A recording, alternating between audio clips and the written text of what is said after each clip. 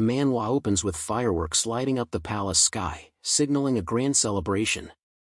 Beyond the festivities, a cloaked woman stands before two knights, her entire form concealed, as she pleads with them. My body. Even after rehearsing this countless times, I can't force the words out, she thinks. One knight scoffs, disappointed. He mumbles that he had expected something amusing when she secretly called them out, but instead, she's just a stammering slave girl. How dull. Realizing she can't afford to lose their interest, she resolves to pull herself together. Pulling back her hood, she reveals her striking ginger hair and anxious expression. Then, with desperation in her voice, she finally utters. Knights, please, I beg you, violate me. The knight who had already dismissed her suddenly halts. His eyes narrow as he takes in the color of her hair. A Redet, he spits out, his voice sharp with disdain. His irritation flares as he scoffs at the idea. Are you seriously asking me to lay with some filthy savage? Turning away in disgust, he sneers, I'd rather drown myself in alcohol than touch something lower than a beast. She remains standing, her expression dimming as the weight of his words settles over her. Yeah, that's the expected reaction to a Redet, she muses bitterly, a barbaric race with red hair. Smart monkeys. Redet. Those were the labels they used to define her. In the Pendragon Empire, a strict hierarchy governs society, the royal family at the top, followed by the nobility, commoners, and slaves. But beneath even them lay the lowest of all, the Redet, slaves among slaves. The red-haired people once lived peacefully on the barbarian continent until the Empire's citizens captured them, dragging them into servitude. Branded as Redet, they were stripped of their humanity, treated as less than livestock simply for being another. Given that reality, the knight's disgust was only natural. She understood that all too well. Still, as she reflects, the thought lingers, a Redet, a being lower than an animal, asking to be violated. It must be truly repulsive. But even so, she thinks, she can't afford to back down now. The other knight suddenly takes a closer look and frowns. Wait a second, isn't that the Caliburn crest? He eyes her intently before realization dawns. She's no ordinary Redet. He goes on, explaining that she's the illegitimate child of the late Duke Caliburn, half noble, half Redet. She must be the rumored bastard daughter, the other knight retorts. His companion, however, remains unimpressed and asks, so what? He snaps. Dirty blood doesn't just disappear because there's noble lineage mixed in. But the first knight isn't finished as he continues. Not long ago, the late emperor himself betrothed her to his son. That means, she's Catherine Caliburn, the betrothed of former Emperor Damos. The revelation shifts the air, the second knight's eyes darken as he steps toward her, his voice low and intrigued, the betrothed of former Emperor Damos, huh? A smirk creeps onto his face. Well now, this just got interesting. Let me take a closer look. Without warning, he grabs her by the hair, forcing her to meet his gaze. He studies her, then scoffs. For a Redet, you've got quite the face. His amusement fades into curiosity. Strange, though. You were supposed to secure a place in the late emperor's arms. So why are you here, making this kind of request to us? Her heart pounds, but her resolve doesn't waver. She meets his gaze and responds with chilling determination. No particular reason. It's just that the lowly Redet blood in my veins, it couldn't contain itself any longer. It's been driving me crazy with impatience. Her next words come without hesitation. So please, do whatever you want with me. The knight bursts into laughter. Just as I thought. Redets are filthy creatures. Even with only half their blood mixed, they act like beasts. As she slips off her cloak, exposing herself fully, he grins. Fine. You should be grateful. I'll make sure tonight is unforgettable for you. She nods and adds, her voice unwavering, then, to ensure I always remember this night, leave plenty of marks all over my body. Sliding his hand under her gown, the knight smirks. What will you do if I treat you roughly? When Duke Damos sees the damage, he'll probably lose his. He pauses, a sly grin creeping onto his face. Ah, don't tell me. Is that what you're aiming for? Disgusting, she thinks. But everything is going according to plan. Her mind drifts back to earlier that day, to the confession that shattered everything. Her brother, Lancelot Caliban, the current Duke of Caliban, had stood before her with a cold expression and revealed a shocking secret: we're not truly siblings. The words that struck her like a blow. We're nothing but strangers. Not a single drop of Caliban blood flows in your veins, he continued. Shock rooted her to the spot, and when she finally found her voice, it trembled. Are you saying, the only blood in my body is Redet blood? Lancelot's answer to that was a firm yes. Her mind reeled. Her father had always told her she was born from the Duke of Caliban and a Redet slave woman, a disgrace, but still of noble blood. But if that wasn't true, then what am I? The realization clawed at her, suffocating. Does that mean I'm nothing more than a beast? Her trembling hands clasped together as she tried to imagine her fate if the truth were ever exposed. If people found out, she wouldn't even be treated as a Redet slave. She'd be tossed into a pigsty, forced to live a life worse than an animal. And in that moment of panic, one terrifying thought gripped her. There was someone else who must never find out the truth. Her fiancé, Damos Pendragon. Once the Empire's crown prince, he shocks the world by slaughtering his own father, the Emperor, and wiping out half the noble families. With blood-soaked hands, he seizes the throne. Yet, instead of ruling as a tyrant, he does the unthinkable: he hands the crown to his younger half-brother and steps back, choosing to live as the former emperor. Panic grips her and she begins to consider. That unfathomable ruthless man, if he ever discovers I am a pure Redet, he will use it as an excuse to accuse the Caliban family of delivering a beast to the royal bloodline as his fiancé. That would mean execution not just for her but for the entire Caliban family. Gripped by panic, she turns to her brother and insists that they must end the engagement before Damos finds out the truth, and he says he already knows. He reveals that he plans to request the annulment at Princess Charlotte's upcoming birthday banquet, using her illness as a justification. However, she worries. She shares her worry that the excuse seems weak, stating that the royal family won't simply let them go over something as trivial as illness. She explains that they desperately need the Caliban engagement to strengthen their legitimacy. She mentions that they're trying to dilute the current image of the throne being built on rebellion, so if they request the annulment and anger the royal family, it could make things worse. It would be safer to manipulate the situation so that the former emperor himself is the one to bring up the annulment, she suggests. Lancelot questions whether she truly wants to break the engagement and if she will regret it. Without hesitation, she assures him she never wanted it in the first place. With that settled, her brother retorts that they must come up with a solid plan to ensure the engagement is annulled, which she agrees to. She begins to question how to make it happen. A weak excuse won't be enough to make the former emperor initiate the annulment. If she feigns insanity, he could simply lock her away for the rest of her life. She needs something stronger, something he cannot overlook. Then, it comes to her. Purity. In the Pendragon Empire, a bride's purity is a crucial prerequisite for marriage, especially among the conservative upper class. If she presents herself in a scandalously improper manner before the wedding, Damos will have no choice but to call off the engagement himself. In the present, she stands with her eyes closed, forcing herself to endure the disgust rising within her. She tells herself to bear it, but as seconds pass with no movement, curiosity gets the better of her. She opens her eyes, and what she sees nearly stops her heart. A man stands before her, his dagger pressed against the trembling knight's throat. "Hello, Catherine," he greets her, his voice cutting through the air like a blade. The moonlight catches his hair, making it gleam silver, and the cold sharpness of his tone sends a shiver down her spine. "Good evening." Her mind reels. Damos? What is he doing here? The knight, now shaking in terror, stammers out an apology, pleading for his life. He calls his actions unforgivable and begs for mercy, but Damos doesn't waver. With a single powerful motion, he kicks the knight to the ground.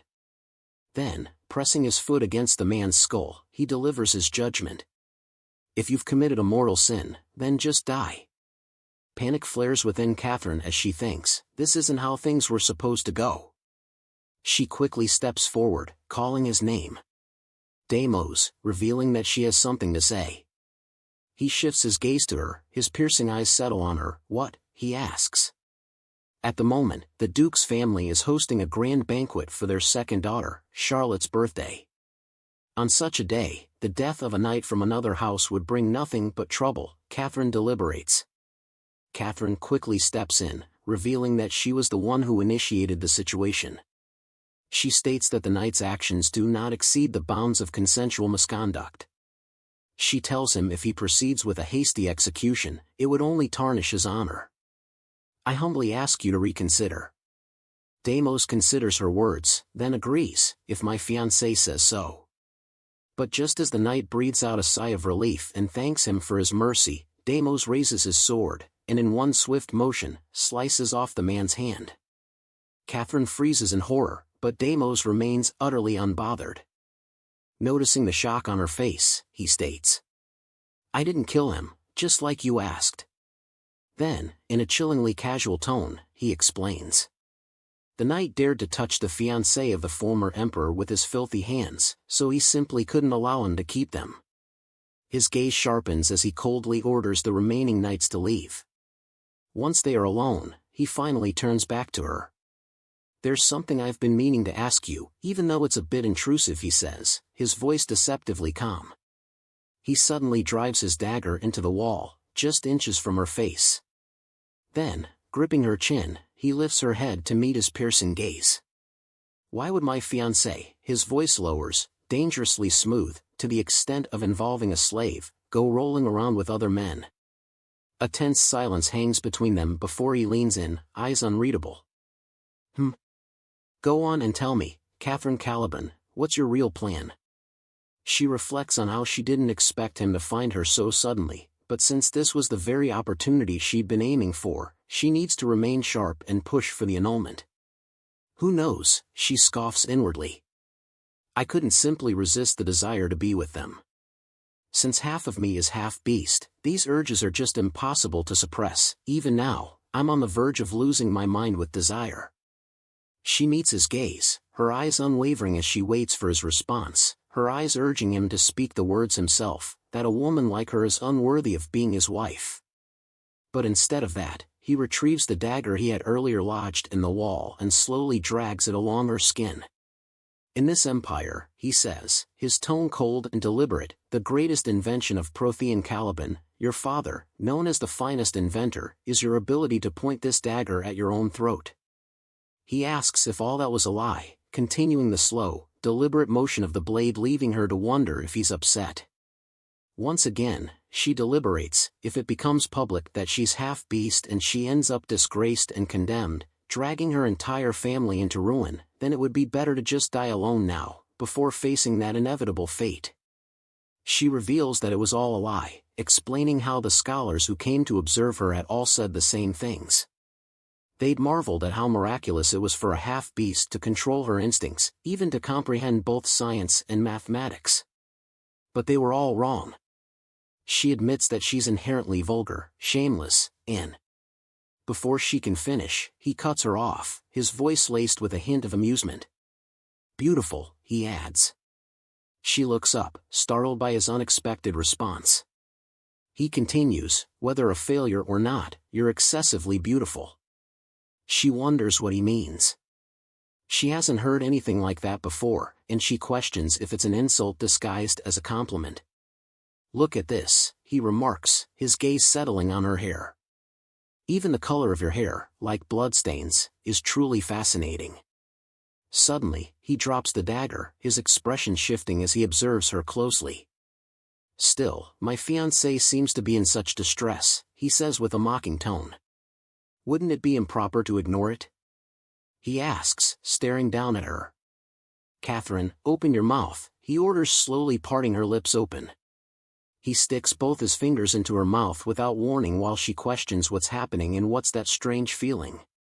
The moment he removes his finger, she asks if he's punishing her and he scoffs, punishment? Ah, so this is the kind of sound you make when you're being punished. He shifts closer to her, taking her hand, and asks, Catherine, look at this, how is it, do you like it? She stares, wondering if everything is all swollen. However, he slowly whispers, asking her not to stare too much, remarking that he's more shy than he looks. He grabs her two hands, pinning it to the wall above her head, and says, but my dear half-breed fiancé, your tastes seem quite rough, did I see that right? Staring into his eyes, her mind reels, the eyes that look like a predator ready to hunt its prey at any moment. When she sees those eyes, it feels like all her secrets and plans could be exposed at any moment, so she must stay calm and act to the very end. Yes, you're right, so please stop teasing me, and just do something about me already, she retorts. As their kiss deepens, she reflects on the strange sensations, admitting to herself that while she's scared, it still feels intense. He kisses her again, leaving her to question if this is what a kiss is supposed to feel like. To her, it feels as if she's being devoured, and she fears that at this rate, she's going to stop breathing. She pulls away, trying to catch her breath, but he grabs her jaw and lifts her head, teasing her with the remark, asking if someone who claims to have had their share of fun can't even handle that. She responds, explaining that she's only ever received gentle attention. He bursts out laughing, leaving her confused. Turning toward her with a curious look, he asks, "Who's your first, Catherine?" Still confused, she doesn't respond right away. He presses again, asking who her first partner was. But before she can answer, she suddenly feels a sharp pain, as if her head is splitting open. Suddenly, she hears someone call her name, and to her surprise, she sees her brother, the current Duke Caliburn, walking toward them. As he approaches, he greets the former emperor and mentions that he has been searching for his sister since she went missing. To his surprise, she's in a place like this. Noting her apparent discomfort, he adds that she doesn't look well and insists on taking her, pulling her toward him. Damos, however, retorts, saying she doesn't look so good. He suggests, with a hint of sarcasm, shouldn't you be a bit gentle with her? Duke Caliburn glares at Damos with an icy, cold stare, silently questioning who the real culprit is behind Catherine's condition, yet Damos pretends to care now. Caliburn reflects bitterly on the scene he just witnessed, his mind filled with the memory of how he had raised Catherine with nothing but care and affection, only to see her reduced to this state. He thanks Damos for the advice but makes it clear that he will handle things his way. Just as he starts to pull her away, Catherine weakly asks him to wait. She confesses that she can feel the headache returning, almost like it's building to something worse, and before she can say anything more, she collapses into Damos's arms. In a new scene, Catherine wakes up in her room, disoriented. She recalls how her brother found her just before she collapsed, and she feels a wave of relief. Her gaze shifts to the flickering candle beside her, but the light only seems to worsen her headache. She thinks about turning it off, but her body feels too heavy to move. Just then, she notices someone walk in and, without a word, extinguish the candle. Her expression softens into a smile as she quietly thanks him. It's too dark to see their faces clearly, but she assumes it must be her brother. After all, the only ones who had ever shown her kindness in the castle were her brother and her late father. The next morning, Catherine is jolted awake by the sound of something falling. She opens her eyes and finds Charlotte, her half-sister, standing in her room. Charlotte stammers when asked why she's there, clearly struggling to come up with an answer. Catherine's gaze then lands on the drawer behind her, which is wide open. In an instant, she springs out of bed, demanding to know if Charlotte had touched her father's keepsake. Charlotte sneers in response, "What? Father? How dare a mere beast speak that word?" She reveals that her mother had told her everything, claiming that Catherine doesn't share a single drop of their father's blood. She calls her a Redet and pulls out a music box, questioning how someone like Catherine could possess something so precious. Charlotte goes on to say that Catherine isn't even her sister anymore, calling her a savage. Catherine, trying to stay calm, pleads with her, asking her to return the music box, explaining that it's a cherished keepsake filled with memories of their father. However, Charlotte clenches her fists, reflecting bitterly on how their father had left her with nothing, no keepsakes, no memories. "No," Charlotte says, her voice dripping with annoyance. Just as she reaches for the music box, Catherine steps forward to retrieve it, but Charlotte quickly steps back. She glares at Catherine and asks, "Were you about to pull my hair?" Catherine quickly denies it, explaining that it was just a misunderstanding and that she only meant to grab the music box. But Charlotte, now fuming, accuses her of lying. She scoffs, saying that with her tacky hair color, Catherine must be jealous of her elegant locks. In her anger, Charlotte hits a vase behind her, sending it crashing to the floor. The vase falls, and as the water spills, it lands on the music sheets, drawing Catherine's gaze. She mutters to herself, "This is a song my father composed for me." Charlotte, misinterpreting her words, snaps, wondering if Catherine is bragging about it. In a mocking tone, Charlotte says she'll give back the music box but tells Catherine to stop whining. Instead, she grabs the box and smashes it onto the floor. Catherine's eyes widen as she stares at the broken pieces. She approaches Charlotte and asks, "Do you really have to go that far?" Charlotte, now in tears, rushes to her mother, sobbing uncontrollably. Her mother, with a gentle voice, urges her to stop crying and explain what happened. Through her sobs, Charlotte says, "Catherine is so scary, it was a mistake, I didn't do it on purpose." Her mother comforts her, reassuring her, "I know you aren't the kind of child to do such things." Her mother then turns to Catherine and asks coldly, "I don't know what happened between you two, but did you really have to scare Charlotte like that?" Catherine calmly apologizes before stating, "Charlotte intentionally damaged my father's keepsake." Without missing a beat, her mother responds, "I'll compensate for it." She adds, "Isn't it enough if I replace it with the same thing?" After all, it was wrong to give the gift to just one person in the first place. With a sigh, she says, "There's no point in blaming someone who's already gone." Before leaving, she turns to Charlotte and says, "Next time, tell me directly if another misunderstanding happens with my daughter, and don't go scaring her first." She walks away, shaking her head, muttering, "What a mess this has been since morning because of that music box." Catherine walks in the rain, her thoughts consumed by the shattered memories of her father. The music box, now broken, had once been filled with the warmth of their shared moments. How could she say such things to Charlotte, she wonders, when her heart feels as though it's been torn apart? As she stands before the towering structure, she realizes that it's the only thing left for her now.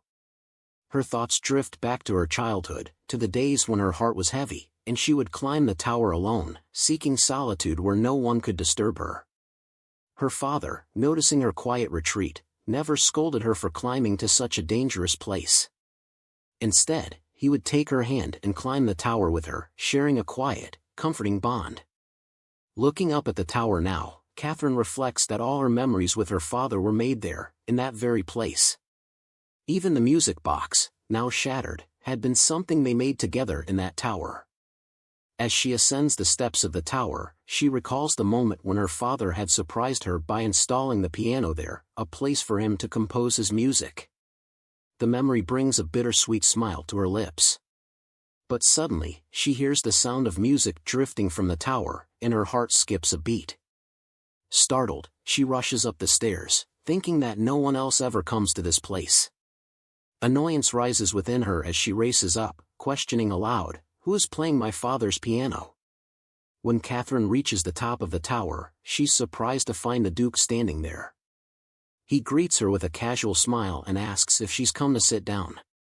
She hesitates before taking a seat, revealing that she hadn't expected him to be here and asking how he knows this is where she comes. The Duke smirks and replies that he's glad to see she's feeling better today.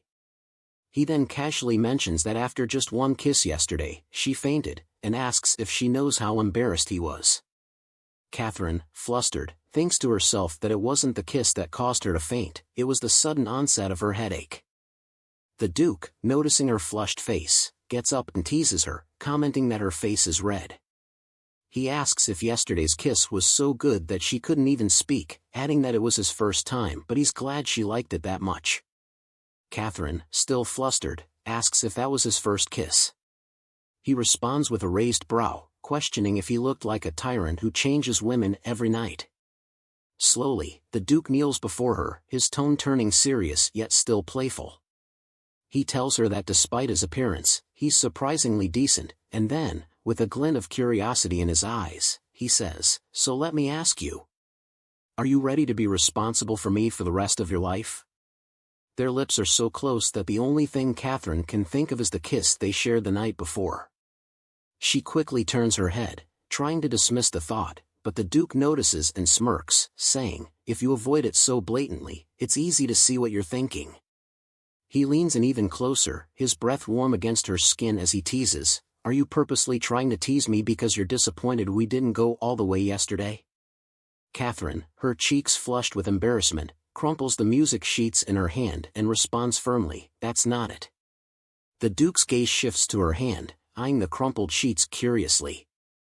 He remarks with a hint of amusement, "I was wondering what the trash in your hand was, but it turns out it's sheet music." The Duke snatches the crumpled music sheets from her hand, casually flipping through them. With a hint of amusement, he remarks, "Even in this state, you still carry it around. It must have been precious to you." He then arranges the notes on the piano, making Catherine wonder if he's planning to play it. She reflects briefly, realizing the sheets are for a music box, and assumes he wouldn't be able to read it. To her shock, he begins playing the song flawlessly. Her heart skips a beat, her mind racing. How does he know this song, the one her father composed for her? Her voice trembles as she asks him, "How do you know that song?" The Duke pauses, glancing at her with a slight smirk. "You look quite surprised," he remarks. "Is it wrong for me to know the song?" As he slowly rises from the piano, he reveals something unexpected. "There's nothing I don't know," he says calmly. "Right now, I'm living the same life for the second time." Catherine remains still, questioning if it was also one of his regular jokes. He then crumples the sheet music with his feet and turns to her, revealing, "I know it because your father played it for me a long time ago." Catherine retorts, defending the sheet music as a precious gift from her father, explaining that he composed it specifically for her. The Duke smirks and cuts her off, saying, "Gifted you say? Sorry, but this isn't a piece your late father composed. That man doesn't know how to compose music." Her heart sinks, struggling to accept his words. He continues, "The song is actually a golden tune from a sekin. It's a funeral dirge used in mourning ceremonies." She blinks, still processing what he said. "Did you just say a sekin?" she asks, her voice trembling as the name brings back memories. A sekin, the once proud name of the free people who lived across vast plains, now a degraded title, Redet, after being conquered by the Empire. The people's legacy had been stripped away, their pride diminished to nothing. The Duke steps closer, a glint of amusement in his eyes. "You're an honest person for revealing everything so plainly," he remarks, before placing his hand on the wall behind her, effectively trapping her in front of him. His tone shifts, and he says, "Now it's your turn to answer honestly. I'll ask you again, who was my fiancé's first time?" Catherine stammers, "What?" He repeats the question, his voice low and intense. "The first person to serve her, who was it?" Catherine, flustered, replies, "That isn't important right now. I've had many relationships, I couldn't even remember who the first one was." With calm precision, the Duke responds, "You're still lacking sincerity." Catherine, lying, isn't a sin, it's human nature. Gently he tucks a strand of her hair behind her ear, his voice turns soft, but when the lie lacks any effort, it can be quite frustrating for the listener, he says, his head resting lightly on her chest. "Think about it carefully. I'll wait until you remember." Flustered, Catherine asks, "Aren't you unaffected by the fact that half of my blood is of Redet? That I'm an impure woman who's had many relationships before marriage?" The Duke, with his hands resting on her knees, smiles wryly. "If that's what you mean, then I'm a pretty depraved man myself. Wouldn't that make us quite the matching couple?" He retorts.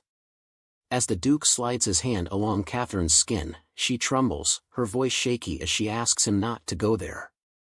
He smirks, teasing her. The Empire woman is embarrassed by something like that. He then reveals that he wants her to rate how he compares to her past lovers, urging her to give him an answer. Catherine braces herself against the wall, trying to steady her thoughts, but her head starts to feel dizzy.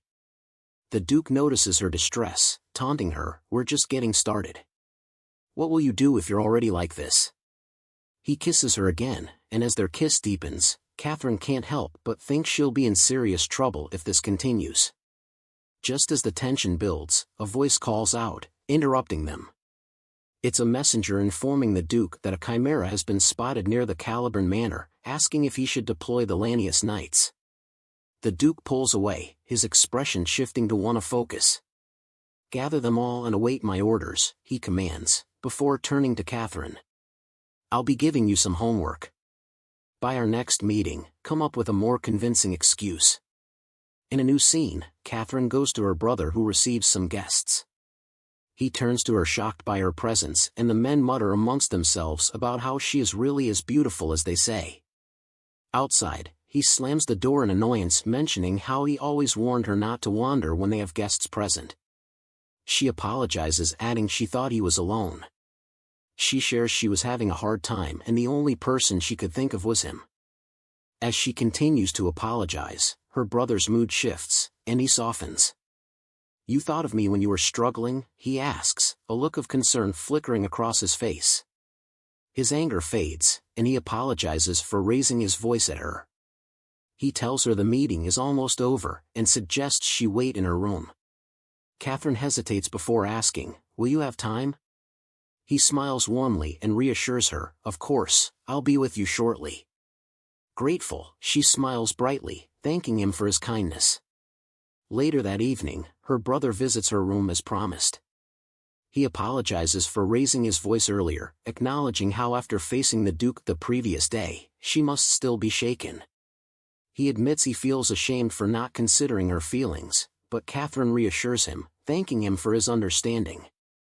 He brings up their previous conversation about finding a way to break off her engagement with the Duke, revealing he's been working on a solution himself. Catherine, curious, asks what he means, and to her shock, he places his hand on hers and says, "Well, Catherine, you should marry me." Startled, she looks at him, her voice trembling as she asks, "What are you talking about?" He explains, his tone serious, "It's far safer to be my wife and receive protection from the Duke's family than to live your life carrying secrets by the side of such a dangerous man." Catherine's expression hardens, and she rises in annoyance, snapping, "Have you forgotten that incest is a crime punishable by immediate execution?" Her brother scoffs, murmuring, "Incest?" He looks at her, almost coldly, and adds, "Not a single drop of Caliburn blood flows in your veins. You're a Redet through and through." He then advises her to honestly reveal her heritage, apologize to the Duke and the Imperial family, and she would be free from the engagement. "They might hold you accountable," he continues, "but don't worry. I'll take full responsibility for that." Catherine's chest tightens as she stands, her voice shaking with frustration. "Revealing my real identity isn't something that can be done so easily. If it's known that I'm pure Redet, I won't be seen as a human anymore. I'll be nothing but livestock." She silently considers her fate if it gets out she is of pure Redet blood, how no matter how he might cherish her on the surface, she would have to prostrate and show proper respect every time anyone from the Duke family passes by, but that's not all. She'll become a mere toy for the satisfaction of Lancel and anyone else, and she wouldn't be able to hold anyone accountable. That's the life of a Redet. That's why she has pretended to be a lowly woman to maintain the position of a mixed-blood Redet. Being mixed blood means having dozens of flaws, but at least, now suddenly he wants her to reveal that she's a pure Redet. She turns her back walking outside and retorts that she'll pretend she didn't hear that. However, her brother grabs her by her hand, halting her movement, and confesses that he loves her. He discloses that he's never once stopped loving her. She stops and asks if he just mentioned love, and in an instant she snaps. She tells him if he really loved her he would never have mentioned such a thing, all these while she speaks, without noticing the Grand Duke approaching behind her. As Damos steps closer, he reminds Catherine of his earlier request for her to bring her homework and teasingly asks if she's been playing house with her brother. Catherine trembles, wondering why Damos is already there and whether he overheard her conversation with her brother. Her brother quickly steps in front of her, clarifying that there's been some misunderstanding and asking to continue their discussion. However, the former emperor silences him, pointing his sword to his neck and warning him not to interrupt, stating he's having a conversation with his woman. Catherine steps in, pleading with Damos to lower his sword, but he instead demands that she come to him. He tells her that if she kisses him, he'll consider lowering the blade. Catherine hesitates, wondering if he truly expects her to kiss him in front of Lancel. Damos notices her hesitation and asks if she isn't happy to see her fiancé, who defeated the Chimera and returned safely. His tone turns teasing, adding that it's a bit disappointing. Slowly, he moves the sword closer to his throat, causing Catherine to reconsider. Reluctantly, she walks up to him and says she's just glad he returned safely before kissing him. As she does, Damos's gaze remains fixed on her brother, who stands in silence, clearly defeated. With a smirk, Damos remarks that he'll forgive the Duke's rudeness, while Catherine breathes a sigh of relief. Damos then shifts his attention back to Catherine, his voice turning more serious as he asks about her condition. He inquires if she's been caught in the rain or harmed by someone. His tone hardens as he declares that this won't do and insists that he needs to clean her up immediately. Turning to the Duke, he politely requests that Lancel leave the room. Lancel, visibly confused, suggests that a maid could handle it instead. But Damos's gaze sharpens, his voice turning cold as he demands, "Didn't you hear me? Get out right now. If you make me say the same thing one more time, the Calibran Duchy will disappear from the Empire forever." Her brother reluctantly agrees, and Damos immediately turns away, pulling Catherine with him. In the next scene, Catherine sits in the bathtub, still fully clothed, while Damos pours water over her. He asks how she's feeling and whether the discomfort has eased. She quietly responds that it has, then questions if he heard her conversation with her brother. As she relaxes, she considers that if he had, he probably would have killed him on the spot. Damos asks her to help him clean up as well, and she agrees. While gently cleaning his face, Catherine notices how, with his eyes closed, he looks even more like a statue than usual. She spots a blood mark on his forehead and goes back to clean it with her fingers. However, Damos suddenly gets up, asking if she's doing it on purpose. In an instant, he picks her up out of the bath and retorts that she touched him in a seductive way. Catherine looks away, but as she notices how high he holds her, fear grips her. She holds onto him tightly, worried she might fall if he's not careful. Damos glances at her and asks, "What's that?" He comments that she's clinging to him like a little kitten and suggests he should start calling her Kitty instead of Catherine. Later, Damos places her on a table and asks how about he finishes the service he couldn't complete earlier, due to his oblivious subordinate interrupting. Catherine stares at him, asking if he really wants to do it there. Damos raises an eyebrow and asks, "What's the matter?" He points out how she was the one who was going to do such things in the storage room. He teases her, asking if she's afraid it might be rough, unlike her brother Lancelot, adding that he'd make sure it's as gentle as he would be. Catherine, horrified, asks how he can suggest something like that, considering her brother and she are family. Before she can say more, Damos cuts her off, stating that they aren't a true family. Her eyes widen, and he mentions how her brother said it earlier, that not a single drop of Calibran blood runs through her veins. Catherine stares at Damos, terror flooding her eyes as she realizes that he has heard everything from the beginning.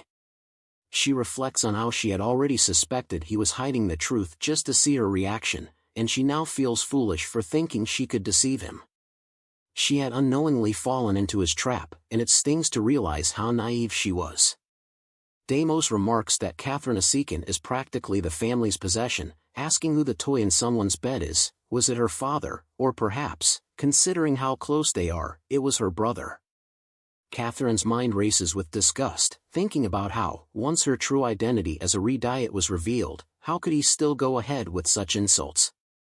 She responds calmly, stating that the Caliburn family does not engage in such immoral acts. She explains that she's always lived as Catherine Caliburn, not as a slave but as an equal among others. Her hand trembles as she admits that when she said she had relations with many men, it was a lie to hide her true identity as a Redet. Please just kill me for attempting to deceive your majesty. Catherine reflects on how, if the Duke is involved, the entire Caliburn family might be purged for attempting to marry someone like her, a beast, into the royal family. If it means she must bear all the sins alone to protect her family, she's willing to do it.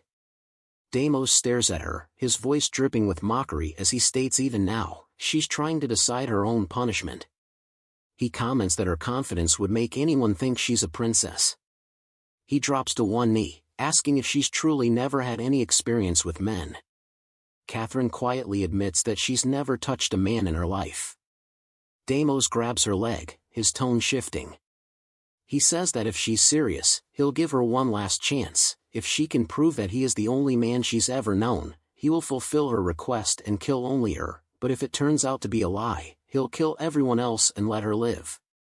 Catherine swears on her words, her mind set on protecting her family. This is her one chance to keep her family safe, and she can't let it slip. As Damos slides her gown upward, he comments that they should start by verifying. Confused, she asks if purity isn't something that should be checked by a priest. However, Damos dismisses her question, asking what kind of boring conversation that is. He calls her name, asking if she smells something sweet, then teasingly asks if she wants to know if he really tastes like that. He kisses her, and as he does, Catherine wonders why she feels so uneasy. "Your Majesty, could you do it quickly?" she requests. The Duke appears shocked and soon his face shifts into a smirk as he remarks that she really knows how to hurry things up and says all right, he'll do it quickly. Minutes pass, and Catherine, overwhelmed, pleads with him to wait a moment. Damos's gaze stays fixed on her, and he asks, his tone low and intense, "Why haven't I put it in yet?" In the next panel, Catherine screams in pain, her body shaking as she admits through gritted teeth that it feels strange. Later, Damos laughs softly, remarking that it turns out it was truly her first time. Catherine, looking tired, asks if what she said has been proven, and he replies, "Yes." A wave of relief washes over her as she thinks, now I won't have to live like a beast. I can die with dignity, as a human. In a new scene, a boy chained to a wall hears a familiar voice call his name. He looks up and a girl appears carrying a basket, also apologizing for it being so long. She notices the wounds on his body and asks about them, and he replies that she didn't come so he was scared. She asks how he could do that to her, hurting her like that, and says if he does it again she wouldn't come for a whole week, but he tells he doesn't want that. He tells her then next time, he'll cut his wrist, and then cut his neck. She stares at him confused, and he tells her if she doesn't want that then she should stay by his side. "Don't abandon me, Catherine." She wakes up with a start, wondering if it was just a dream. The eyes she saw felt eerily similar to the Duke's. As memories of the previous day flood back, she grows flustered, recalling what she had done with him. Sitting up, she reminds herself that now that her purity has been confirmed, her fate is sealed. Soon, she will die by the Duke's hands. She remembers his instruction to stay in the room until his return the next day, but before facing death, she wants to say her final goodbyes to Lancel. Knowing she might encounter the Duke if she walks through the hallway, she considers another option, the secret passage she used as a child. Slipping through unnoticed, she arrives at Lancel's office and overhears a heated argument. His mother, furious, confronts him about his decision to marry a Redet. Disgusted, she demands to know how he could come up with such an idea, and he firmly replies that it's the only way to save Catherine. His mother, unconvinced, argues that his reasoning makes no sense. "Why for a filthy animal like that?" she exclaims. His mother exclaims that if only his father hadn't taken her in from the streets, a barbarian like Catherine would never have even spoken to the Duke of Caliburn in her lifetime. Scoffing at Lancel's idea of marriage, she dismisses it entirely. But Lancel stands firm, insisting that regardless of her status, he loves her. Before he can say more, his mother cuts him off. "Enough. Stop talking about that filthy little beast. Rubbing her temples in frustration, she suggests they forget the conversation ever happened, saying that Thing and Lancel aren't even comparable. It's not that thing you should call her, a voice interrupts. It's Her Grace, the Grand Duchess. Don't you agree? The Grand Duke enters the room. His mother stiffens in terror, praying he hadn't overheard the part about Catherine not being a half-blood. Trying to regain her composure, she asks why he's there. Ignoring her, the Duke turns to Lancel. He recounts how passionately Lancel claimed to have never stopped loving Catherine. Yet now, he says, your mother is spouting such absurdities, and you're just sitting there quietly, listening. Panicked, his mother rushes to Lancel, kneeling beside him to check if he's all right, and he assures her he is. But before she can relax, the Duke's next words freeze her in place. Morgana Calibran, he says coldly, if you ever speak ill of the Grand Duchess Pendragon again, even once, know that your son will lose his tongue that day. Still on the ground, Lancel retorts that the marriage isn't finalized yet. The Grand Duke scoffs, remarking that for someone harboring feelings for his sister, Lancel is quite conservative. He then points out that while the formalities may not be complete, Catherine is still his woman. Without hesitation, he reveals, they've done it. Lancel exclaims in shock, but the Grand Duke presses him. Would you not understand unless I spell it out? He asks. I embraced her.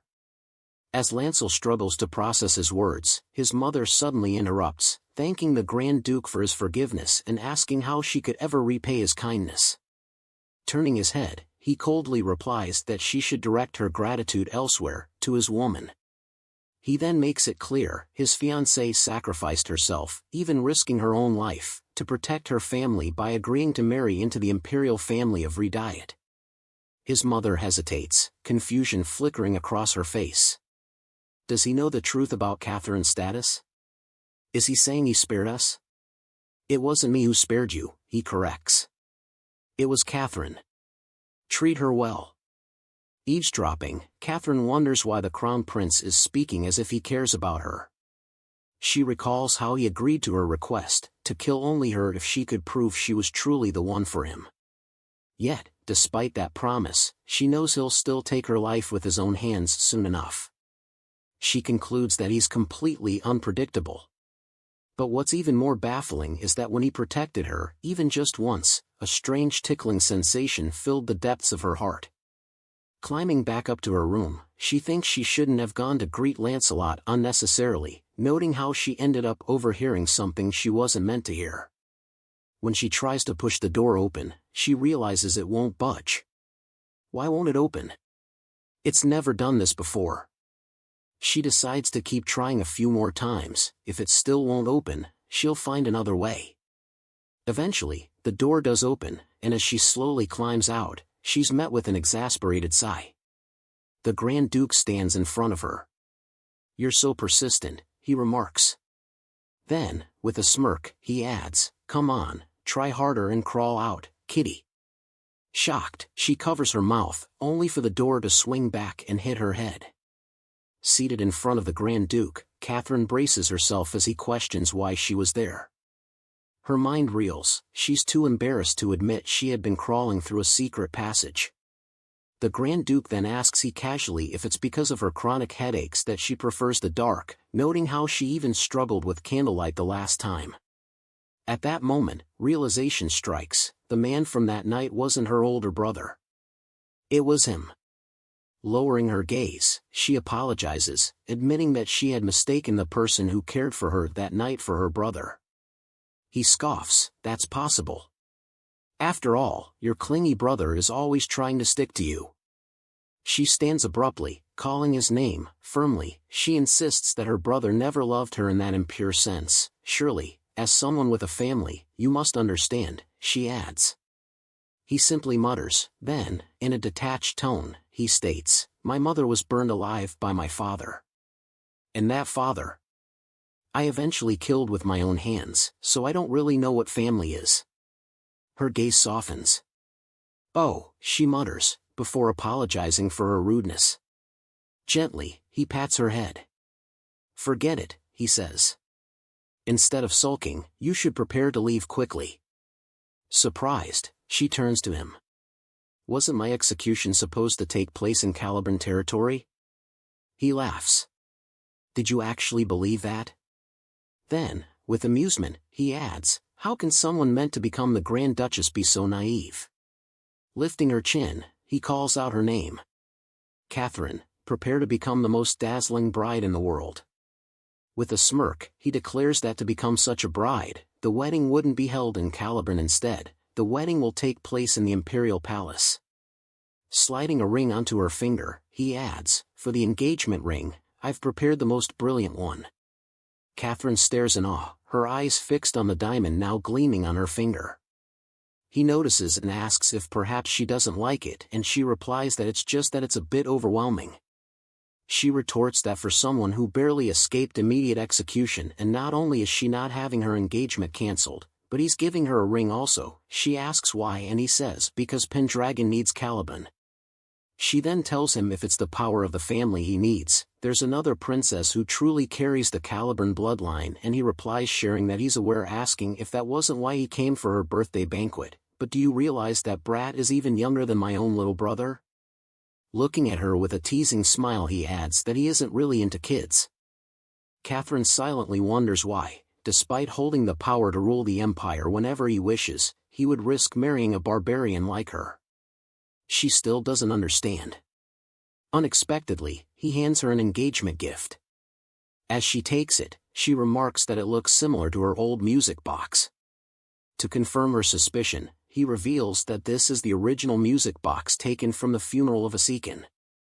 Holding it, she questions whether that means the one her father gave her was just an imitation.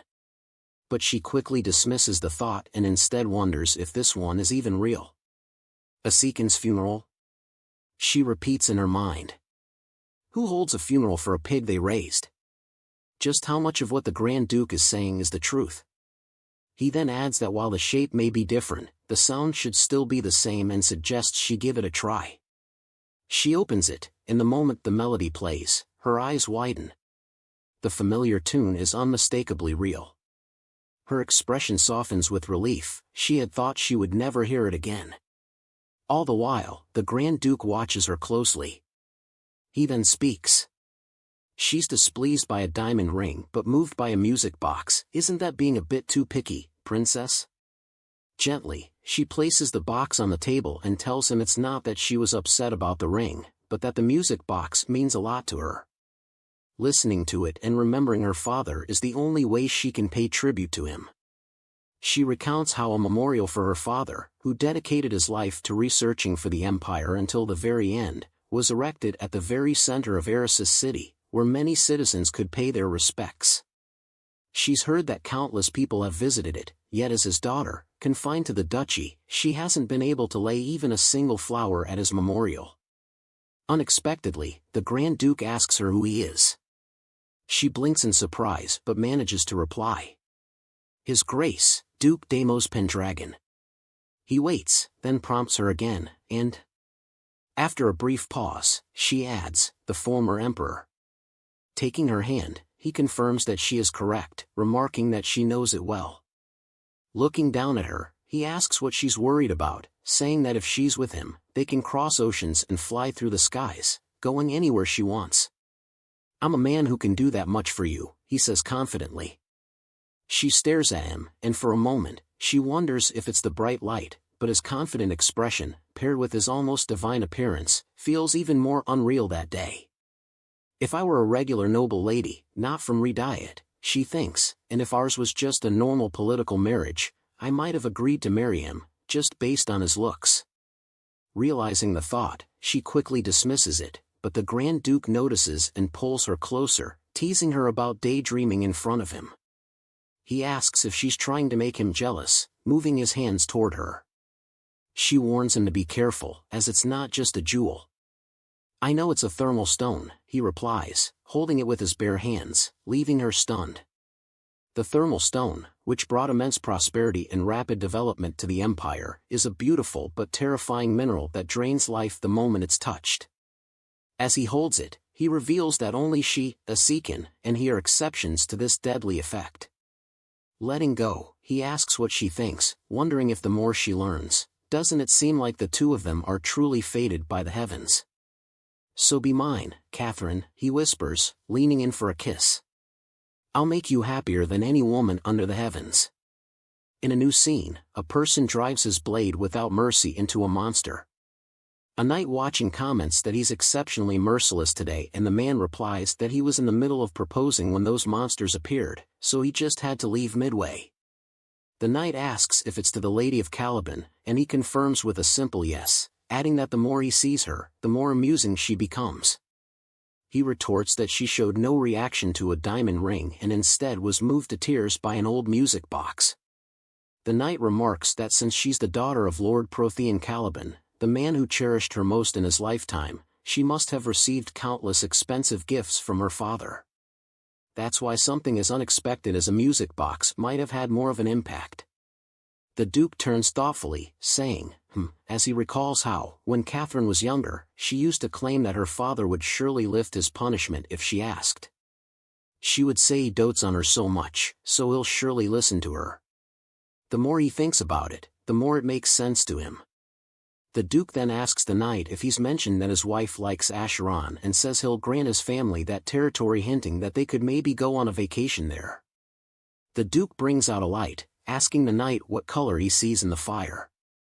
The knight replies, red. The Duke shakes his head, explaining that fire is closer to orange than red, and the larger it grows, the clearer and hotter it becomes. He declares that he's certain of it because he's seen it with his own eyes, the day his mother burned alive.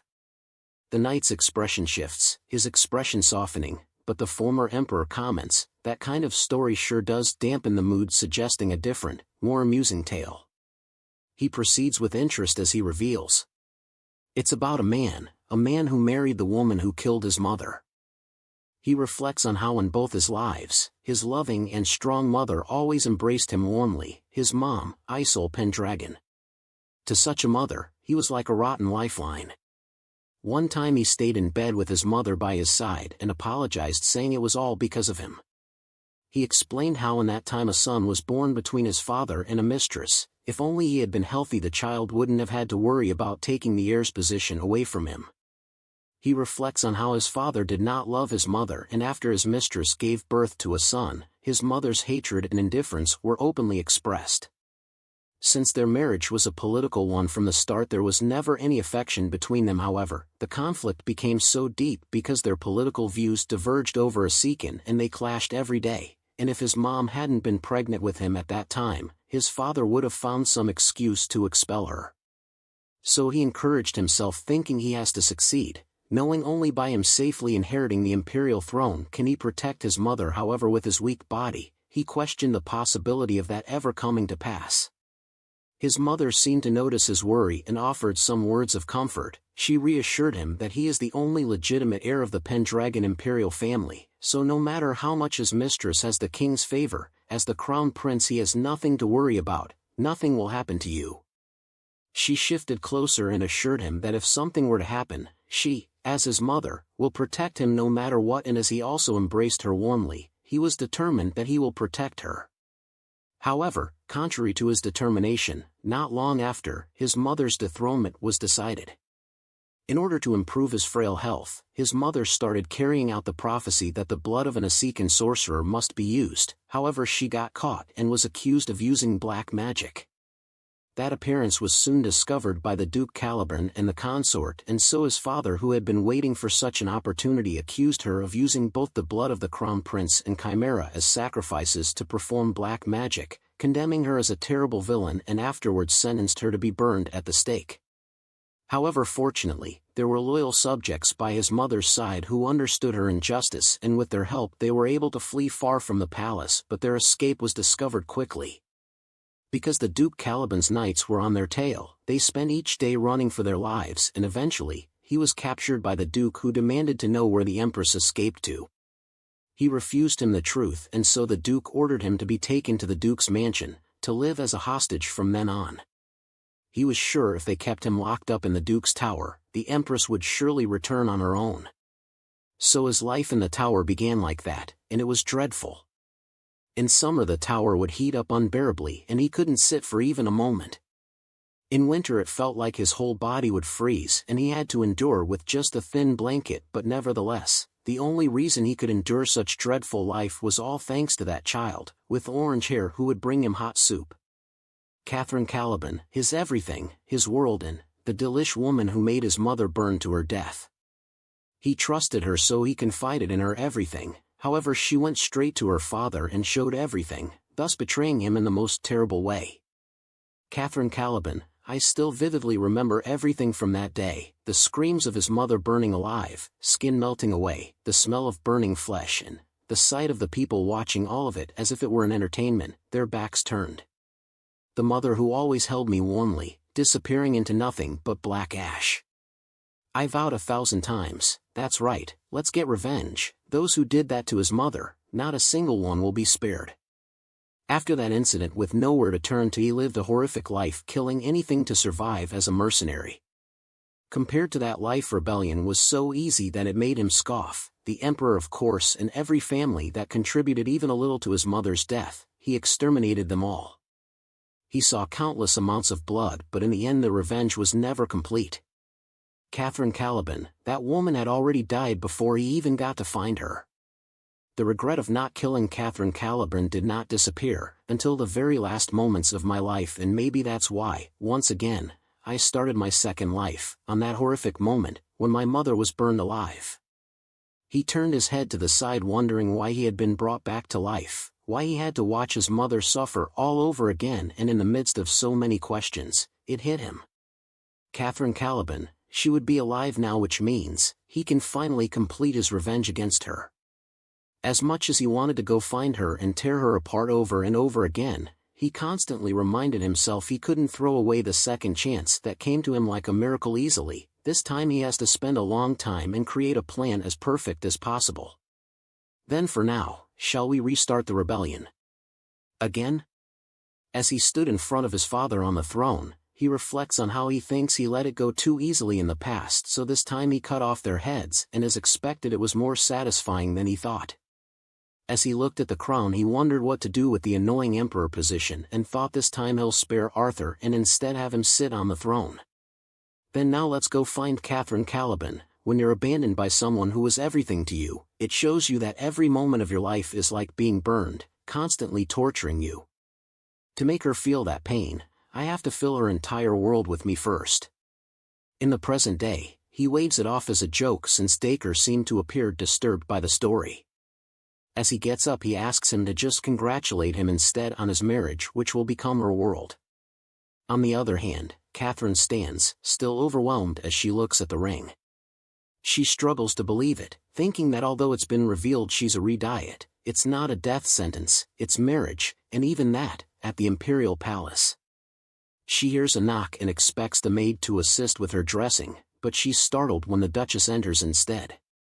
As the Duchess helps her get ready, Catherine feels uncomfortable with her presence, reflecting on how they mentioned it was the Archduke's order, meaning there's no way she can refuse. The Duchess speaks, reminding her that since she's never had an official debut, the wedding will serve as that event. She warns her to be careful not to tarnish the Caliban name and to watch every single one of her actions.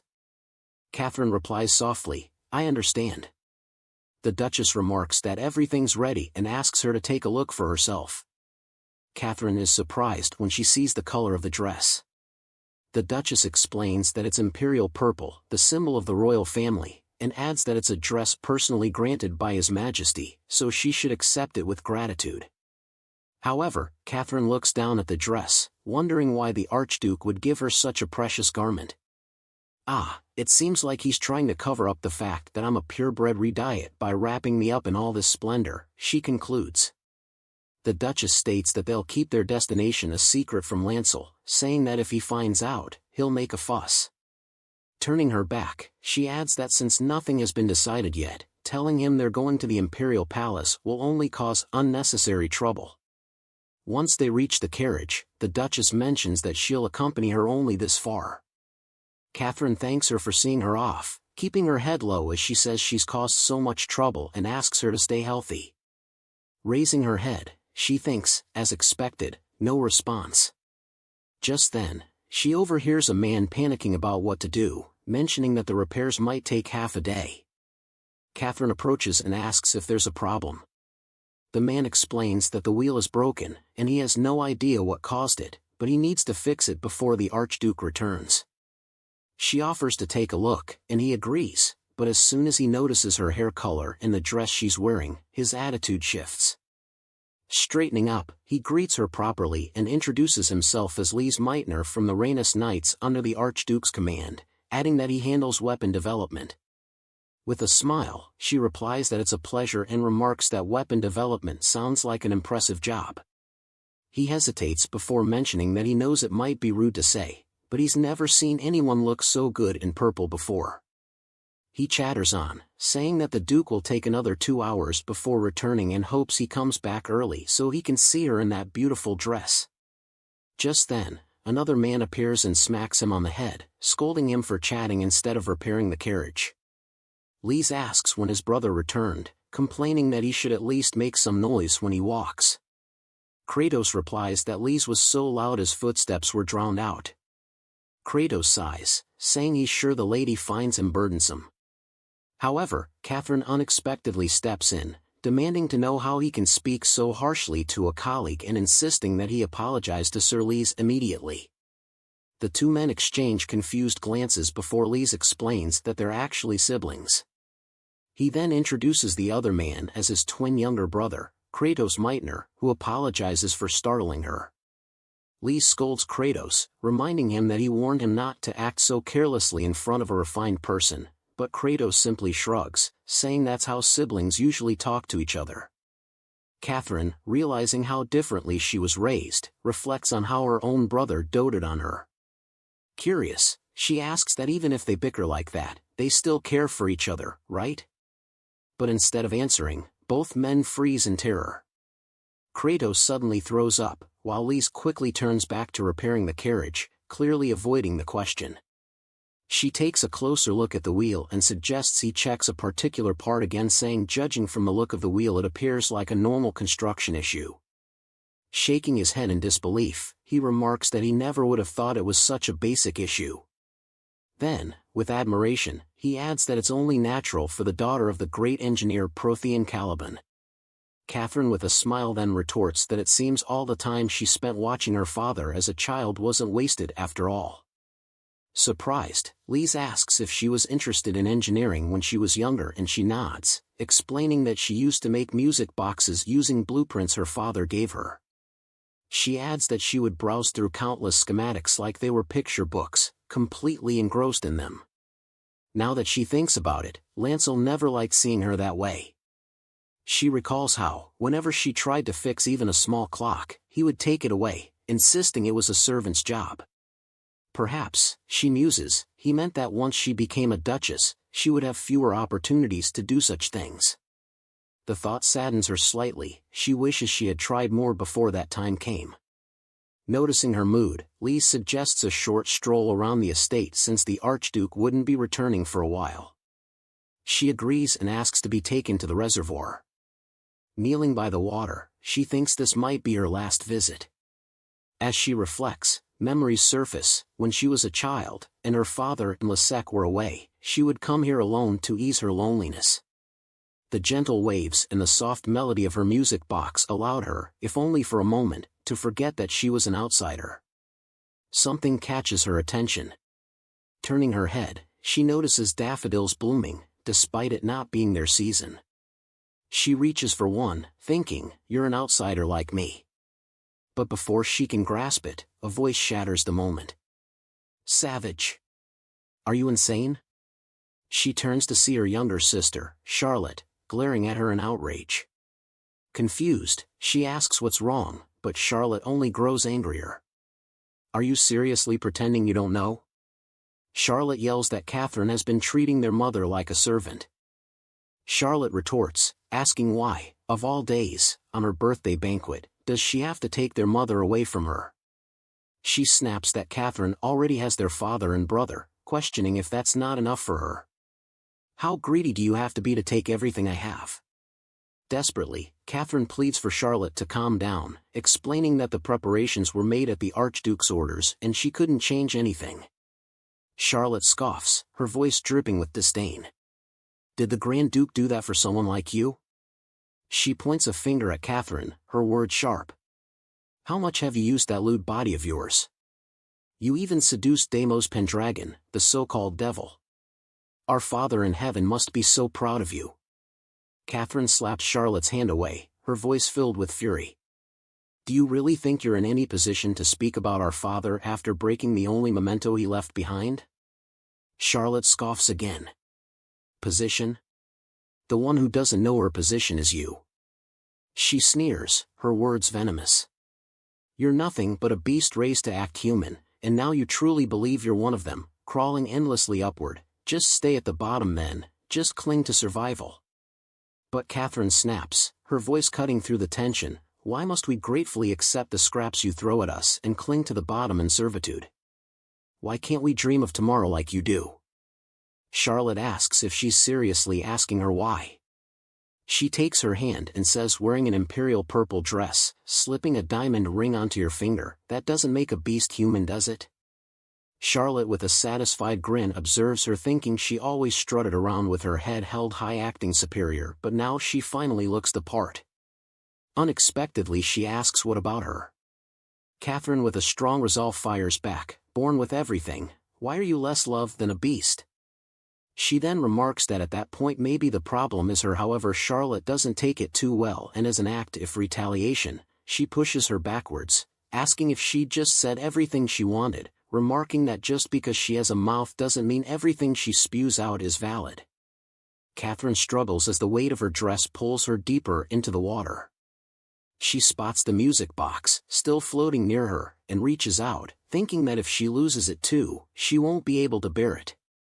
Just as her hand nears the box, a strong hand grabs hers, pulling her out of the water.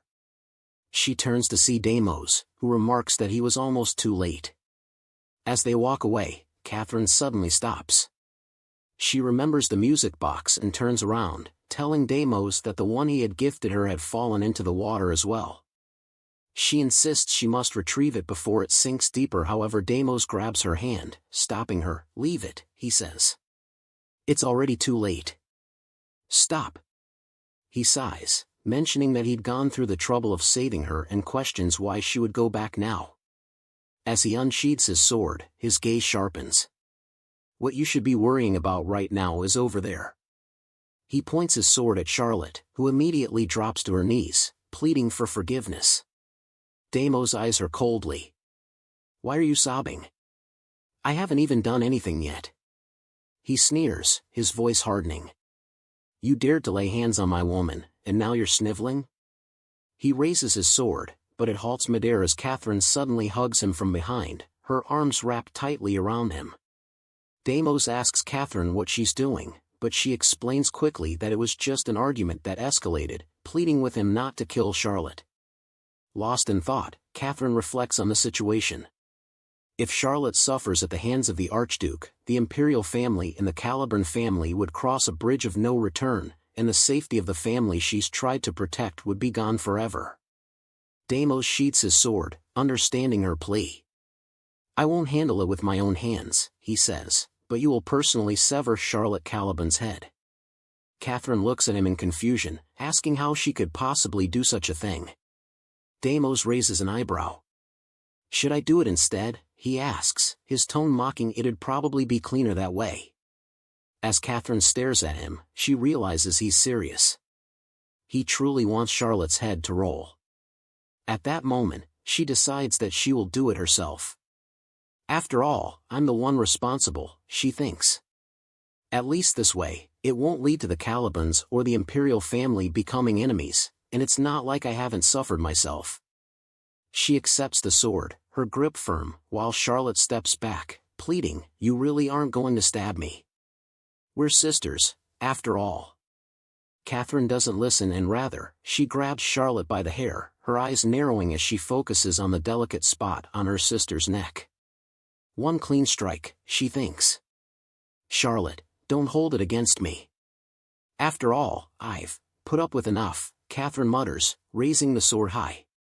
With a swift motion, Charlotte crumples to the ground, and Catherine stands there, breathing heavily, the weight of what she just did sinking in.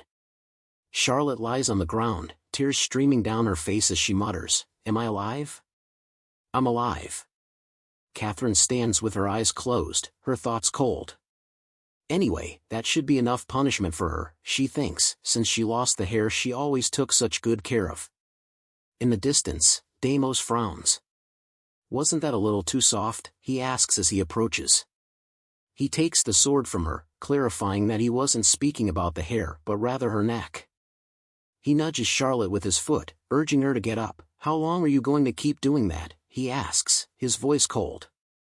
"You still have your head, see? And why is the Pendragon Duchess's dress dirty? Wash it yourself and send it to the palace." Charlotte, disheveled, replies weakly, "That's something the maids do." "How am I supposed to do it?" Damos crouches down to her. "That's your problem," he states. He places the sword to her neck and warns, "Don't even think about sending the maids to do it, because if you do, it won't stop at just a haircut." He rises, his gaze stern. "If you understand, leave." Charlotte, still shaking, gets up, bowing low. "Thank you for forgiving me." Damos coldly responds, "The one who forgave you isn't me. It's the Duchess of Pendragon." He gestures to Catherine. "Thank her." Charlotte looks at Catherine with barely contained annoyance, gripping her gown tightly. She greets her, her words dripping, "Really, thank you. Duchess of Pendragon, your grace." Once Charlotte takes her leave, Damos sighs, unbuttoning his shirt, and remarks that thanks to her, he now has the rare habit of swimming with clothes on. Catherine appears startled and asks about a part of his arm. However, when he asks what's wrong, she turns away, embarrassed, and replies that it's nothing. Anyway, next time make sure to punish properly, he tells her, adding that way, others will fear her. Catherine asks why others should fear her and calmly, Damos replies that it's so they can't threaten her. She responds that even without doing those things, the people who value her wouldn't do those things to her. However, the Duke replies that that's an idealistic way of thinking. He explains that people are horrible beings who hate and disgust each other, so to stand above such people, the only way is to crush them with overwhelming fear. Catherine looks at him, hesitant, then turns her head away, silently questioning how he can say such things so calmly. Looking at the Duke, she questions if he had grown up surrounded by a normal family that cared for each other, would he have a slightly different perspective now? She shakes her head back and forth, unable to believe it, and questions how she dares feel pity for the Duke. The Archduke calls out to Catherine, and when she responds, he asks if she felt relieved at all after cutting the girl's hair, and almost without hesitation, she answers saying, "No, not at all." Surprisingly, the Archduke presses her, urging her not to lie and to be honest. Catherine stays silent, and he continues, saying he'll go first. He shares that he's very sensitive to the heat and doesn't like sour fruits like oranges or lemons. "How about that?" he asks, revealing he's been completely honest. "What about you?" Catherine sits down and confesses that she's never asked Charlotte to apologize, nor has she received an apology from her. She adds that if he had handled things differently, that day would have ended without her getting a single apology, and that part of it does relieve her a bit. The Duke scoffs, retorting, "See, you're so cute when you're honest." Catherine's cheeks flush red as she wonders if he just called her cute. She reflects that she's never heard anyone say that to her before. Catherine tells the Duke that she has something she prepared, thinking about him. She reaches into her inner pocket and reveals what she had earlier. Holding up a flower, she explains that it's one that resembles him. He asks if it's a narcissus, and she apologizes, saying how she dares to give him a weed that grows anywhere. However, the Duke collects the flower and asks, "What does it matter?" "Look," he says. "What do you think? Does it suit me?" Catherine turns her head away, trying to hide her flushed cheeks, and replies, "Yes." She struggles to stop herself from smiling. The Duke then comments that he's glad she likes it, but adds, "But, in the end, the flowers look better on you." Catherine calls out to the Duke, and as he tucks the flower into her hair, he remarks that, as expected, it suits her well. "You look beautiful, Catherine," he says. She turns her head away, wondering why the Duke keeps saying she's pretty or cute. She thinks she isn't used to such words, and every time she hears them, she feels so strange. The Archduke, turning her head toward him, asks why she's turning away. "Look at me," he commands. As she looks at him, she wonders what to do, feeling his face is so close, and she feels like she can't breathe. The Duke shifts her cloak upward, making the V cut on her dress more visible, and in a swift motion he grabs her. However, she moves, prompting him to ask why she's avoiding him. She looks away, wondering what he plans to do now. Noticing the change in weather, they decide to hurry back to the carriage. However, in the end, they end up resting against a tree under the pouring rain. The Duke speaks, saying maybe they should have prepared a bit more, as it's really pouring. She responds, "Still, it seems to be just a passing shower." He asks if she's cold, and she replies that she's okay, just that her clothes are a little wet. She then asks if he isn't cold with his bare chest, to which he tells her he's fine.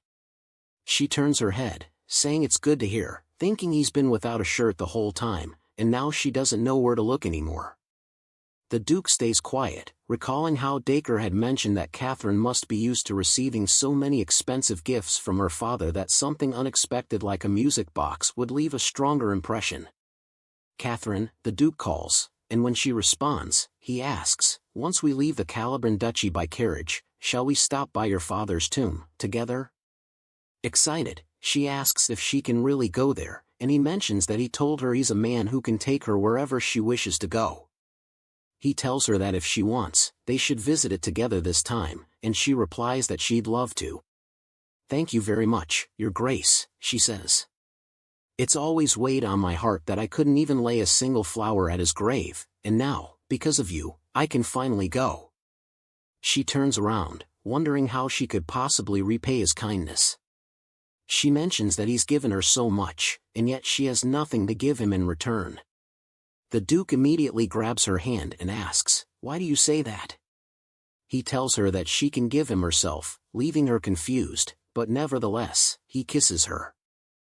As they exchange a kiss, he opens his eyes and notices a wound on her forehead. He asks who did that to her, and her cheek turns red from embarrassment. She replies that she got it when she met him earlier in the wardrobe, and he corrects her saying she means when she was hiding like a cat. She assures him not to worry, saying it looks ugly, but it can be covered well with makeup.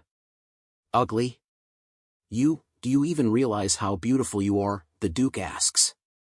The Archduke leans in and warns her to be careful, saying he wouldn't forgive anyone who harms her even if it's her herself, because she's his now. Her expression shifts to her looking flustered while the Archduke asks, "How is it, Catherine? Does it feel good?" he asks. She shakes as she mumbles that it's ticklish, and in an instant, the Archduke loosens her dress. He takes her hand, asking her to not be embarrassed, adding that he'll make it feel even better. Her whole body trembles as she thinks, she can't handle it anymore. It feels as if her mind is going blank. She pleads with the Duke to stop, however he pauses for a while. He steps backwards and asks if she remembers taking his first kiss and saying she'll take responsibility for it, and when she says yes, he drops his belt to the ground and says, "Now, you're going to take my first time too. Can you take responsibility for me forever?" With a shaky voice she asks him to wait, asking what kind of responsibility, and he replies asking what's with the innocent question. He takes her hand, asking her to come, and then adds that it might be scary at first, but as she does it she'll start feeling good, and eventually, she'll just realize how much he loves her, every single night until dawn. She looks surprised as she asks if he loves her, and he says of course, loving her is all part of his plan. With rosy cheeks, she calls the Duke and says that isn't right, however he remarks that she's already struggling and asks what they can do, adding they're not even halfway through yet. He tells her not to be tense and try to relax a little, but she tells him she can't, asking what she's supposed to do. He leans in closer to her and retorts that she's a handful before going back to kiss her. Afterwards, the Duke caresses her face and asks if it still hurts. Catherine replies that it doesn't hurt as much as before and that it feels good. Unexpectedly, the Duke asks if she can warn him before doing such cute things, mentioning that he almost couldn't hold back. She asks if that makes him feel good, and he answers yes. He places his hand on her head, telling her to be careful if she doesn't want to get hurt. The Duke, looking down at her, asks how about her. He shares that he feels like he's going crazy at the moment and asks if she feels the same, but she tells him she doesn't know. She thinks, to be honest, a moment ago, she was so scared of that situation, but now, it strangely feels good. She wraps her arm around him, calling the Duke. He asks what it is, remarking that she's snuggling up to him like a cat. Hold on to me tightly, because from now on, I don't think I can hold back anymore. Later, Catherine hangs onto the Duke, visibly tired. However, he whispers into her ear and asks, "What should I do, Catherine? This feels so good I think I might get addicted." After deciding to take revenge on Catherine, every single night without fail, he dreamed of her. Some nights he would strangle her, on others toss her dismembered corpse into the forest, on yet another night, he burned her alive, ensuring her death was excruciatingly painful. Each time I dreamt these dozens, hundreds of dreams, I carried out countless forms of vengeance on her. In one dream I even cruelly violated her. Always writhing in pain, sobbing helplessly, she would only cry, and then one day she began calling out my name softly. "Demi, it hurts so much, can't you be a little gentler with me?" she would ask. With a strange expression he'd never seen, she began looking at him intently. He would wake up from the dream, seated up on his bed, and question why she's suddenly acting like that in his dream. He recounts how the real problem began the following night. After that, Catherine no longer appeared in a prison cell in my dreams. Instead, she began appearing in my bedroom, behaving as though she were my lover. Worse yet, she began greeting him with a sweet, affectionate smile. As terrifying as the dream should have been, the warmth of her body nestled against mine was endlessly soft and comforting. He wondered why he kept on having those dreams, thinking his entire life revolves around taking revenge on her, so why? And then it hit him, killing her wasn't just enough. Not just her body, he'll take her heart too. I'll fill her entire world with myself, and then I'll show her, to be betrayed by the person who meant everything to you, to be left utterly alone in this world, the pain that you'll feel. In a new scene, the two brothers discuss the Duke's tardiness. Lee suggests that they might have missed each other on the way, but his eyes widen as he spots the Archduke walking toward the carriage, holding the lady in his arms. Lee's, concerned, asks if perhaps the lady is hurt. However, the Duke reassures him, explaining that she is simply exhausted, and urges Lee not to worry, telling him to take them to the Lanius garrison. Inside the carriage, the Duke reaches for her hood and gently asks her to lift her head, assuring her that it's just the two of them there. She thanks him for his kindness, adding that it's because of him that she was able to avoid an awkward situation with the others. Leaning closer, the Duke asks if she likes his subordinate more than him, catching her off guard. He takes her hand, saying he's a little jealous, before leaning in to kiss her again. Their lips meet, and they pull back, catching their breath. He leans in once more, about to kiss her again, but he pauses before asking, "Catherine, lift your dress." She lifts it up a bit, however he refuses until she lifts it higher again, turning her head away from his gaze before asking if that's enough for him. With a laugh he says she looks so innocent, and yet she was fine all along in that state. "Your Grace," such mischievous words she yells. However, the carriage shakes suddenly, sending her into his arms. Afterwards, she apologizes and explains that the carriage shook suddenly. However, she turns her head, noticing something, and asks, "Surely you don't plan to do it here again?" But he just asks, "Why, is that not okay?" He tells her if it were up to him, he would want to do it right there in the garden. He would have done it with her again and again. He keeps her on his lap while she pleads with him to wait for just a moment. Tears slowly form in her eyes, as she wonders what she should do. The carriage is shaking too, the stimulation is too intense. With his hand on her head he says, "Catherine, you're mine now. So don't even think about running away from my arms, forever." When they were younger, she had suggested they run away together. She told him that she didn't need anything else, that she just wanted to leave that place and live with him. She promised that she would take care of everything, urging him that they should simply escape together. "Let's escape from here and live just the two of us." "What do you think?" she asked.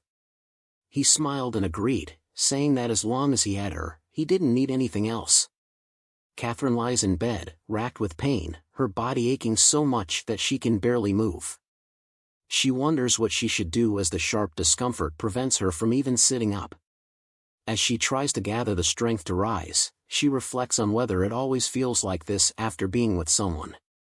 Her eyes skim the room, and she questions where she is, where the Duke might be. Just as she's lost in her thoughts, Lise enters and informs her that she's here to help with her dressing, all under the Archduke's orders. A smile spreads across Catherine's face as she notices him, and he asks if she's feeling any better. He then comments on how deeply she had slept since the carriage ride the day before, mentioning that everyone had been quite worried. Lise adds that the Archduke himself had carried her to her bedroom and handled all the aftermath on his own. "It's the first time I've seen the Duke like that," Lise remarks. "He seems to love you dearly." Suddenly, Lise falls silent, and Catherine wonders why. Her gaze shifts down, and she notices the marks on her chest. Embarrassment floods her, and she turns away, feeling mortified to be in such a state before marriage, fearing how indecent it must appear to him. However, Lise calls her name gently and points to a wound on her forehead. Concern in her voice, he asks if the Archduke had caused that injury. Catherine quickly shakes her head, insisting that it wasn't him. She explains that she had simply hit her head on the doorframe all on her own. Catherine sits down as Lise helps her get ready, gently combing through her hair. As she works, Lise reassures her once more, telling her that if she needs anything, she shouldn't hesitate to ask. As a fellow woman, she's always ready to assist. "Sir Lise, she saw the marks on my body and didn't question anything that might make me uncomfortable.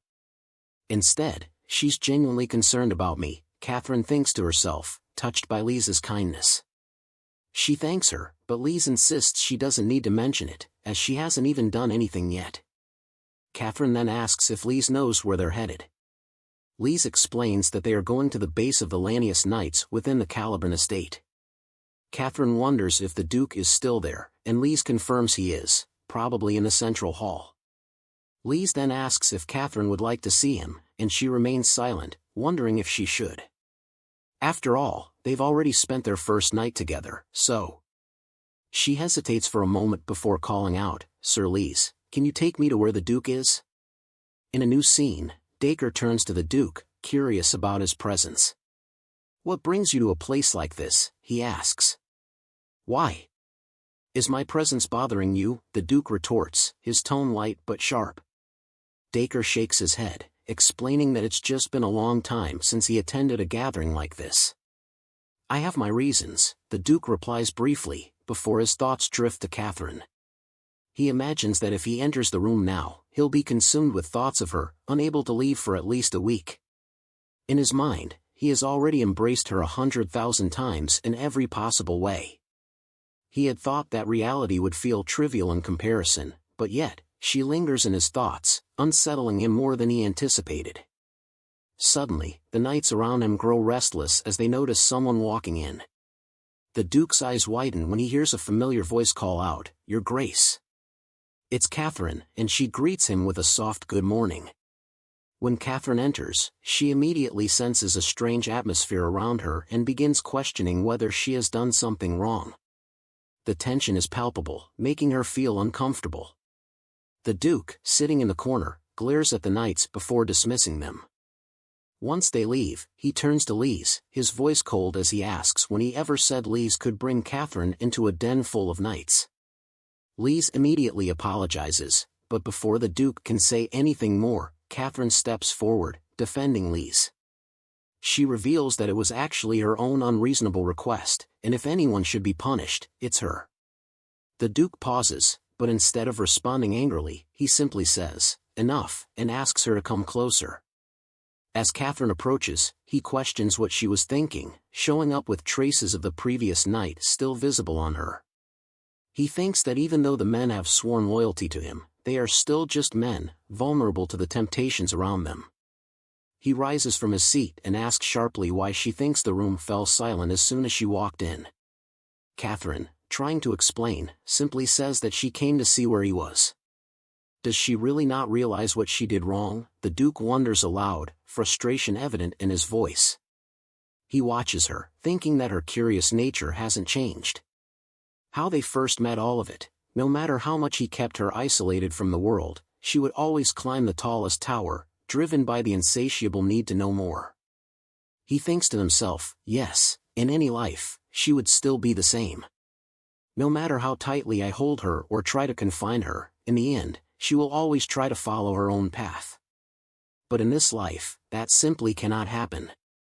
The Duke calls her over and asks if she remembers when he mentioned taking her to her father's. He shares that he has changed his mind and wants her to go alone.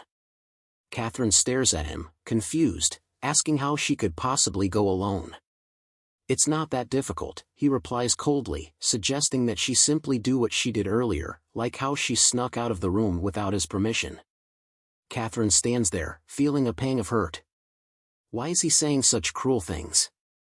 She wonders, knowing that she's never stepped outside the palace in her life and that it's not easy for her. She questions if this is because they spent the night together, thinking she must have been a fool to believe they had grown even a little closer.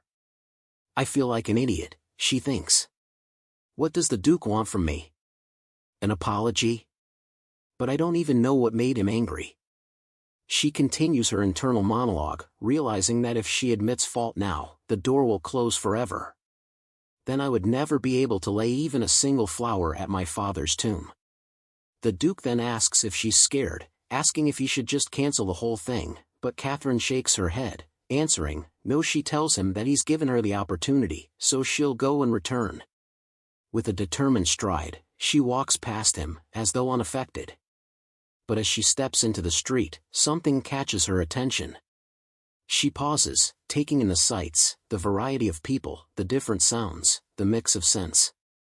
This is the outside world, she thinks, her heart pounding with excitement and anxiety all at once. Catherine pulls her hood up, feeling that it's still a bit scary, but despite her fear, she wants to be a part of the world outside. She takes a deep breath, stepping into the unfamiliar streets, feeling a rush of excitement. The Duke watching remarks that he told her, saying, not in that life. He calls Diker and asks him to look at that foolish display. He retorts that looking at her now, who would ever think she's the Lady of Caliban? The Duke with a sigh tells Diker he supposes he has no choice but to follow her, and Diker, watching him closely, remarks, even though you say that, you're still worried about her, aren't you? The Duke scoffs at the suggestion, saying, as if I'd feel something so sentimental, he replies dismissively. Then, his gaze hardens. It's just that a woman who should rely on me for everything, wandering the world on her own without me, is utterly unacceptable. He orders Diker to prepare a ridyard immediately and then declares, it's time to show my dear fiancé just how cruel the world can be. Thanks for watching, guys. Don't forget to leave a like and comment if you'd be interested in part 2. Also, just a reminder that part 2 will come for the other videos when enough chapters are released, as there aren't enough right now for a full recap.